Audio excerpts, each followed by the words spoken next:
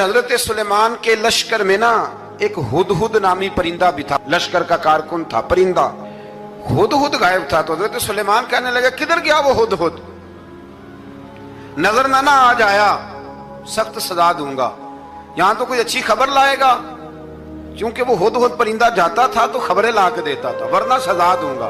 उतनी देर में हुदहुद भी आ गया।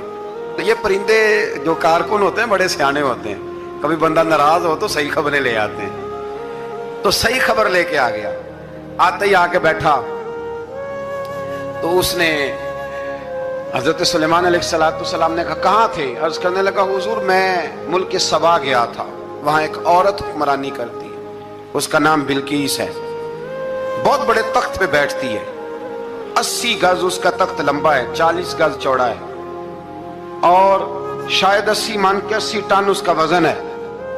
तो हुजूर वो सूरज को पूछते हैं। हजरत सुलेमान ने फौरन खत लिखा, फरमाया जाकर उसे मेरा खत दे दो कि यहां तो कलमा पढ़ के हमारी फर्मा बरदार बन जाए, वरना तैयार हो जाए, जो अल्लाह के गैर को पूछते हैं हम उनके खिलाफ जंग करेंगे। वो जब लेके गए ना खत, ये हुदूद गया तो वो मीटिंग कर रही थी, उसके वजीर मशीर सारे बैठे थे। इसने जाके खत फेंक दिया मलका बिल्कीस की झोली में। उसने खत पढ़ा तो डर गई, वजीरों को बुलाया। हजरत सुलेमान, कुरान कहता है हजरत सुलेमान ने कहा था खत फेंक के ना तो साइड पे होके सुनना वो क्या कहता। बंदों के लिए मना है, परिंदों के लिए जायज है। बंदों के लिए मना है साइड पे होके सुनना। हाँ, जिसकी जासूसी की ड्यूटी हो, कुफर की जासूसी, उस बंदे के लिए भी जायज है। तो यहाँ एक तो वो परिंदे थे, दूसरा कुफर की जासूसी कर रहे थे। साइड पे होके सुनने लगे तो मलका बिल्कीस कहने लगी अब क्या करना है, ये खत आया है। वो कहने लगे हम तैयार हैं, आप हुक्म करें, हम लड़ने को तैयार हैं, लड़ेंगे। वो कहने लगी नहीं तेजी ना दिखाओ, कुरान मजीद कहता है कि वो कहने लगी जब लड़ाइयां होती हैं तो शहर तबाह होते हैं, मुल्क खंडर बन जाते हैं, लड़ाई मसले का हल नहीं है।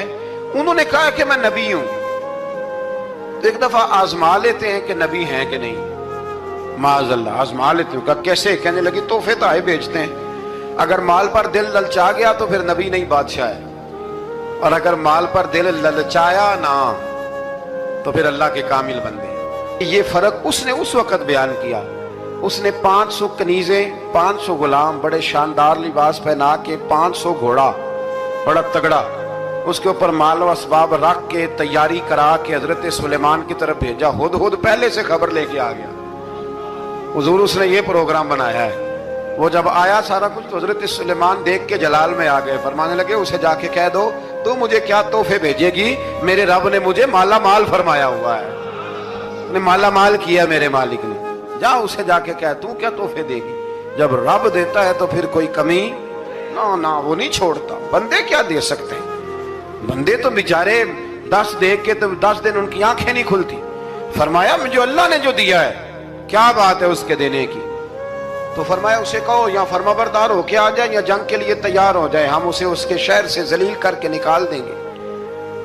उसने जाकर जब पैगाम दिया तो और उन लोगों ने भी आके बताया कि वहां तो हम अजीब मंजर देख के आए हैं कि जानवर भी हाथ बांधे खड़े हैं, वहां तो जिन्नात, सरकश जिन्नात खड़े हैं। वो बादशाह नहीं, वो नबी हैं। वो जो 500 गुलाम और 500 कनीजें गई थी, हवाल सुनाया आके। तो मलका बिल्कीस ने फिर खत लिखा कि मैं फर्मा बरदार होके आ रही हूँ।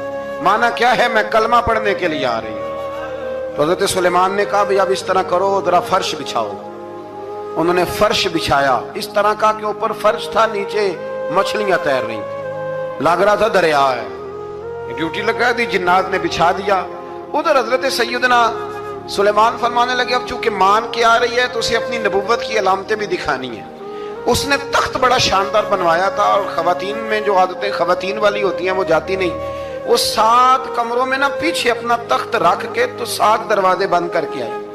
उस जमाने में एक रिवाज था, वो जुलेखा ने भी 7 दरवाजे मुकफ्फल के एक रिवाज था।